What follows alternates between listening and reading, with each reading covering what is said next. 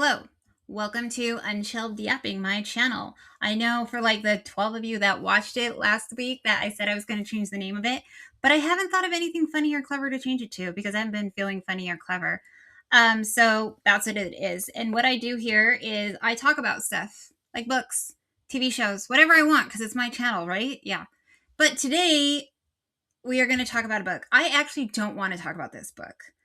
It's called The Lamb by Lucy Rose. Is that backwards? Who cares? Um, I am gonna talk about it because I posted like a short on like Instagram or something, and this chick like DMs me and was like, "Do you even like books?" And I thought I got my like anger out about this because I love books. How dare she? You cannot like a book and still love books, right? But anyways, I thought I got my aggression out when I was telling my best good friend about it, but I'm still thinking about it. And I feel like I need to make this whole long form video dunking on this book right now because that's what I want to do today. Okay. So that's what we're going to do. If you want to stick around, and we're going to talk about The Lamb by Lucy Rose. If you loved this book, or if you read this book, I would love a comment or a conversation on it. Tell me why you liked it because I am not seeing it. I wanted so much from this book. I wanted cannibalism. I wanted sapphic love story. I wanted female rage. I wanted all of this stuff. But what I got was some MFA bullshit. Some like long winded nonsense writing with no character development. Oh, spoiler, there's no fucking character development, okay? But I'm going to talk about it. And how I do what I think I want it to do is I want to talk about what the book says it is, like by the jacket, and what I think it is, spoiler free, I guess, and then go into spoilers and just break down everything that happened, tell you a quick synopsis of the whole book, and then talk about how terrible it is at the end, where I would say my thoughts and feelings on the book. Well, you guys are already aware of my thoughts and feelings on the book. That I don't have positive thoughts or feelings on the book. So if that sounds interesting to you, stick around and we'll talk about it. Okay? Hi, hello. I'm back. I had to go powder my forehead because it was shiny. Because I got a new camera. I keep getting new stuff. I need to get a new channel name, but anyways. So I'm back. Let's read the book jacket, shall we? Here we go. Again. The Lamb, Lucy Rose. A folktale, a horror story, a love story, an enchantment. Margot and Mama have lived in the forest ever since Margot can remember. When Margot is not at school, they spend quiet days together in their cottage, waiting for strangers to knock on the door. Strays, Mama calls them, people who have strayed too far from the road. Mama loves the strays. She feeds them wine, keeps them warm, then she satisfies her burning appetite by picking apart their bodies.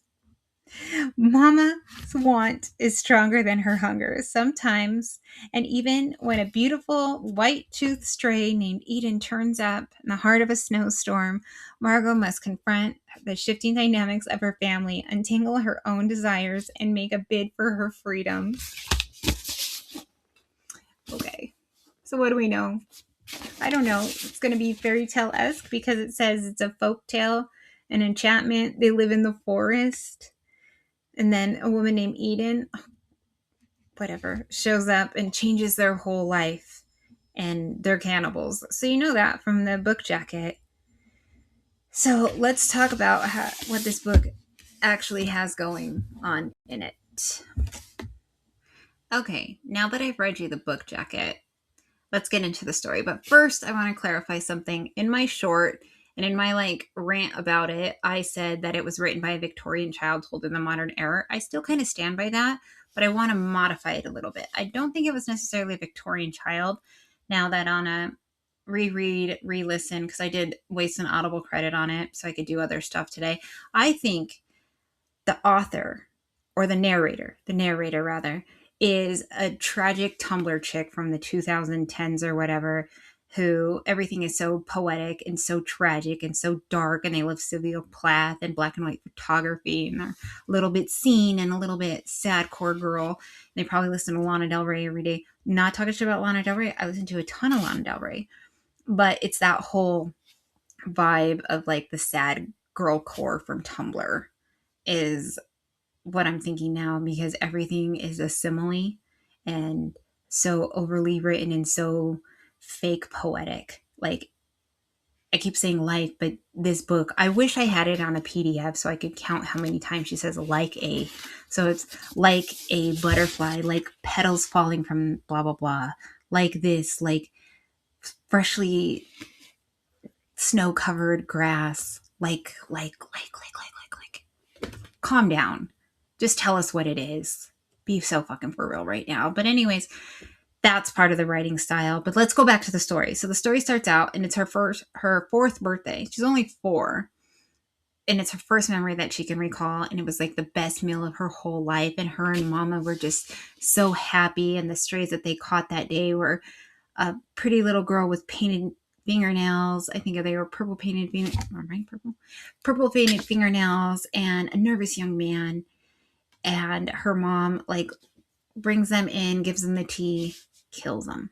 And when I say gives them the tea, it's a hemlock tea that she like uses to. It's just a low dose of hemlock in the tea to like kind of drug them, subdue them, and then she kills them, butchers them in the other bedroom of the house.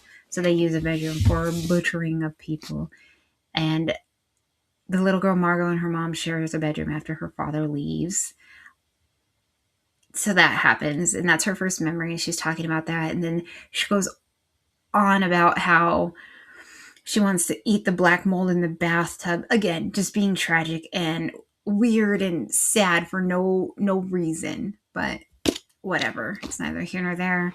It doesn't move the plot anywhere because they're too busy. Just like the author's pretty much just sucking herself off about how beautiful she can write, and she forgets to write a story in some parts of it.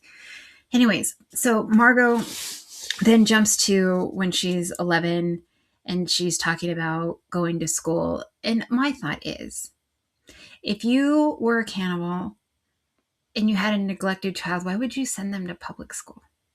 But Ruth does. She sends Margot to public school with a couple of rules, like don't make any friends, don't ever stand out, just, go there and come back.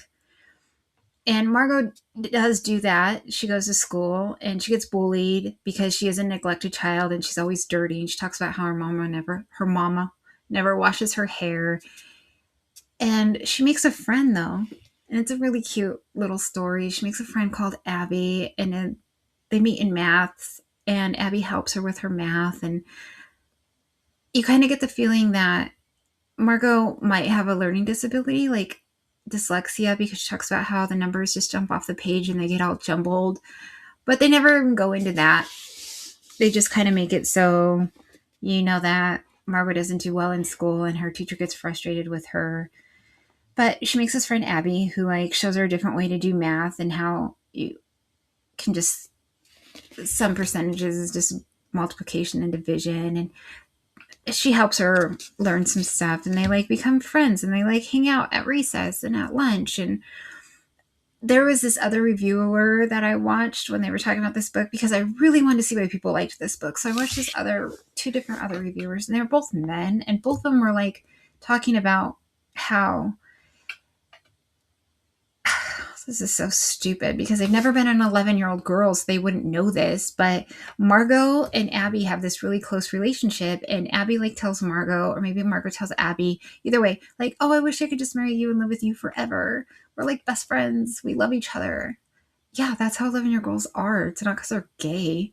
Like, I, as a grown-ass woman, still have a plan with my best friend when I was like 11 that when my partner dies, or if we never got married, that we would, move to Mexico together, live together forever, and raise goats. So I just think those dudes just never been an 11-year-old girl. That, for anyone who's watching, that's how 11-year-old girls act. That's how women act for like ever. They have like really intense relationships, and they're not like necessarily gay. Plus they're 11. Why would you call an 11-year-old gay? I don't know. Weird. But it came from two different dudes, so that's that.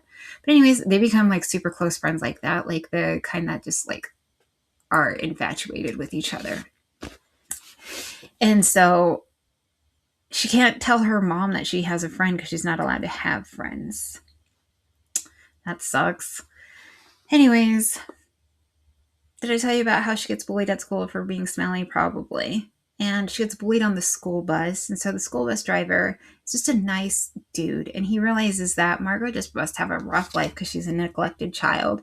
And so he lets her sit in the front of the bus with him, and they like sing to the radio, and he's like just a caring guy, and he can tell that her life kind of sucks, and he like mentions it to her like, I'm a safe person, you can tell me if something weird is happening, I'm here. And she never tells him anything. And there's some like other scenes of like her mom killing people and like men that come to the house, and then it's how you find out how like sexually charged her mom is.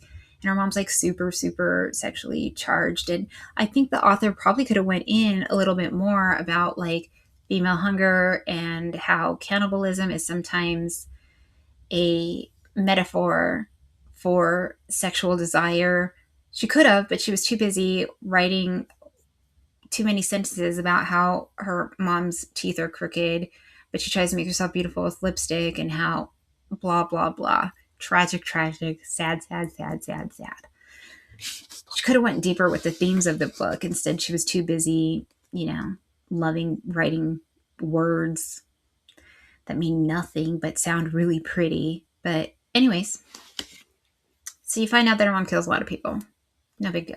But they have a house in their, or a room in their house just for slaughtering people, and then they freeze the people so that they can have their meat for a long time. And you have to dispense all belief of how the real world works, and how if that many people were going missing, then cops would be called to this small village if everyone who goes hiking goes missing, or if anyone who gets a flat tire, like they're not going to find the cars from the flat tires. So her mom likes to put nails in the back roads, and so people will get a flat tire and they don't have cell service. They never say cell service, but why wouldn't you have a cell phone? And they end up at their house. So wouldn't at some point there be cops that would like notice all these like abandoned vehicles? But no, that's neither here nor there, because it doesn't, sound poetic. But it could have been another side plot of the story, because there's all these little storylines that go nowhere, but there's no tension. Like if there was like cops that had found the cars, and then Mama was like, oh, we can't kill anybody for a few months, and then that's how they go into starvation. That would be interesting, right? But nope, they never do anything like that. There's no tension being built. And because this child is written in such a way, you don't actually feel anything for her. Like, it sucks she's a neglected child. It sucks she's bullied at school, but you actually kind of don't care, because the author doesn't take any time to build any tension, or you as the reader to care for this character like at all, which is really weird. Maybe if you've read it, you cared for her, but I just don't think the author spent any time to foster any care for this poor neglected child. And anyways, they're out from school for a while because of I think it's a blizzard, like a snowstorm, and they're starving at this point, and they're just eating plain noodles. And it can't just be plain noodles, right? Because the author loves to hear herself talk, and talks about how the noodles are so crunchy and it might break her teeth and blah, blah, blah. Doesn't add anything to the plot. Just, again, all atmosphere. This book is all atmosphere, right? Vibes alone. Sad girl vibes the whole time. Tumblr vibes. Anyways, this woman knocks on the door, and Marco's all excited because they haven't caught a stray in a while, and they don't have any meat in the freezer. But there's something about this woman named Eden who comes to the door, and Mama just becomes like in love with Eden, like love, not like they become like lesbians, whatever. They like hug and kiss each other, whatever. But Eden like just like throws herself into their life. I don't know where she came from. I don't know where her family is. I don't know anything about Eden, because, again, the author does not give you much backstory about this kind of stuff.